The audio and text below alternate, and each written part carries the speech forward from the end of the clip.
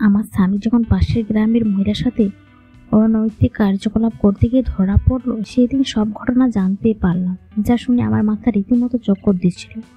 ওই মহিলাকে নাকি উনি 12,000 টাকার দামে টাচ ফোন কিনে দিয়েছে, অথচ আমাদের বাড়িতে একটা বাটনাওয়ালা সিট। ওই মহিলাকে নিয়ে উনি নাকি প্রায় ঘুরতে যায়, অথচ আমি তার স্ত্রী হওয়া সত্ত্বেও আমাদের বৈবাহিক জীবনে 10 বছরের কথা ঘুরতে যায়নি। তবুও আমার স্বামী সন্দেহজনক কোনো কিছুই আমার দৃষ্টিগোচর হয়নি। দু একবার ফোন আসলেও আমি তা অন্য চোখে দেখিনি, কারণ আমার স্বামী আমার প্রতি অগাধ বিশ্বাস আর ভালোবাসার নামক বিষয়টি ছিল। উনি কখনো ভালোবাসার কোনো কমতি রাখেনি আমার সংসারে। তার এই ঘটনার পর আমি প্রায় বোবা হয়ে গিয়েছিলাম। আমার ছোট ছোট দুটো ছেলে মেয়ে, তাকে নিয়ে আমি কার কাছে দাঁড়াবো? শুনলাম গ্রামবাসী নাকি ওদের বিয়ে পাড়িয়ে দিবে। আমি আমার স্বামীর ভাগ তো কাউকে দিতে চাইনি, তাহলে এমন কেন হলো?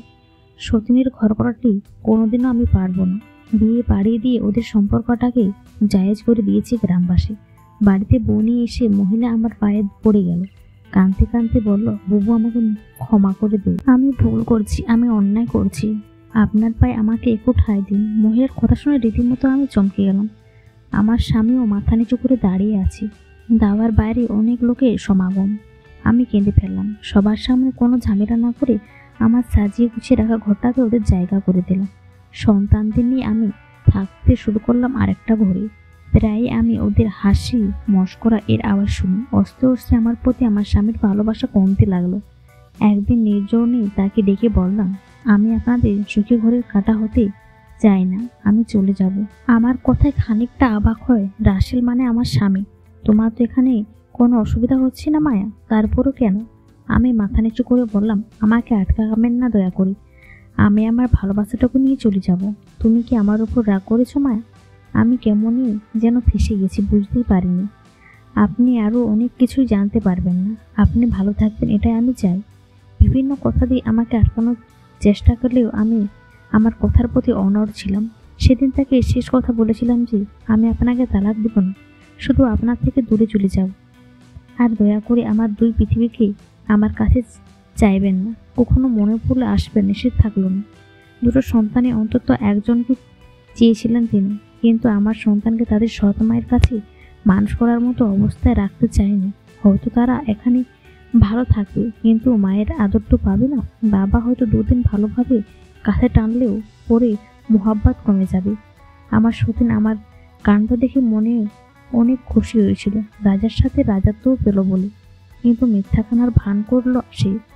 আমার গলায় ধরে বলল, বুবু আপনি যাবেন না, দয়া করে আমার জন্য আপনি এই সংসার ছেড়ে যাবেন না, দরকার হলে আমিও চলে যাব।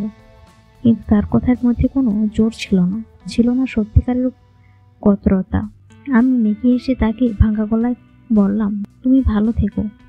আমার এক মামা তো ছাড়া দুনিয়াতে কেউ ছিল না। বাবা মাকে ছোটবেলায় হারিয়েছি।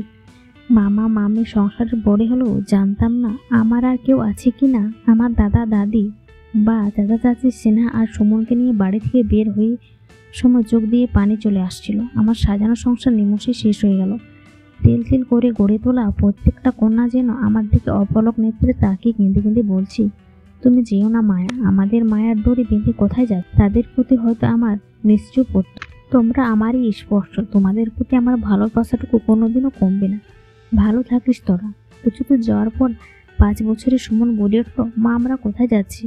আমি মেয়েকে এসে বললাম, তুমি না তোমার মামার বাড়ি যেতে চেয়েছিলে? সেইখানে যাচ্ছি বাবা। ছোট মা আর আব্বা যাবে না?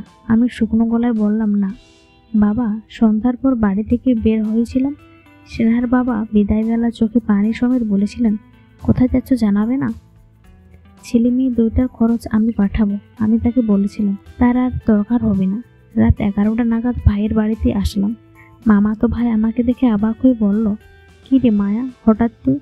হ্যাঁ রে, তাও কোনো খোঁজ দিলি না? তোর বাড়িতে কয়েকদিন থাকার জায়গা হবে? মাসখানেকের জন্য কি হয়েছে বলতো বোন? আমি সব কথা তাকে বললাম।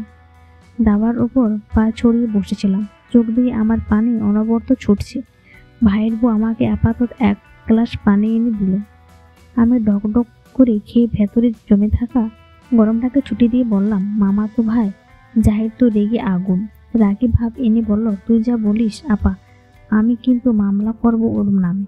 জাহিরের বউ তার সাথে সহমত পোষণ করলো। আমি শুকনো হেসে বললাম, রাগিস না ভাই, দোষ তো আমার। উনি তো আমাকে বাড়ি থেকে বের করে দেয়নি, আমি নিজেই ইচ্ছা করে এসেছি। কিছুক্ষণ পর জাহিদের বউ ভাত এনে সামনে রাখলো। ভাত থেকে ভেতরের ক্ষোধা জেগে উঠলো। গত 1 মাসে শান্তি করে খেতে পারেনি। গোস্ত, মাছ, পোলাও রান্না করলেও গলা দিয়ে নামেনি। আজ ডাল ভাত দেখি যেন পেটটা মোচড় দিয়ে উঠলো। গপ গপ করে খেতে শুরু করলাম। সেনা আর সুমনকে খাইয়ে দিলাম। আমার এমন খাওয়া দেখে জাহিদ অবাক হয়ে বলল, আপা আস্তে খাও, গলায় আটকাবে তো। আমি তার কথায় কর্ণপাত না করে খাবারটুকু শেষ করে পানি ডক করে খেয়ে বললাম, জানিস ভাই, কতদিন পর শান্তি করে ভাত খেলাম। গোস্ত, মাছ আমার পেটে ঢোকে না রে। ওই বাড়িতে সবকিছু বিষ লাগে। তোর বাড়িতে দিবি থাকতে মাসখানেকের জন্য? আপা, আমি গরিব হতে পারি, দিন আনি দিনেই খাই, তবু তোকে বুঝতে পারবো না এমনটা হতে পারে? তুই তো ছোট থেকেই আমাকে মানুষ করেছিস। আমরা যা খাই তুই তাই খাবি। আমি অস্তিত্ব নিঃশ্বাস ফেলে বললাম,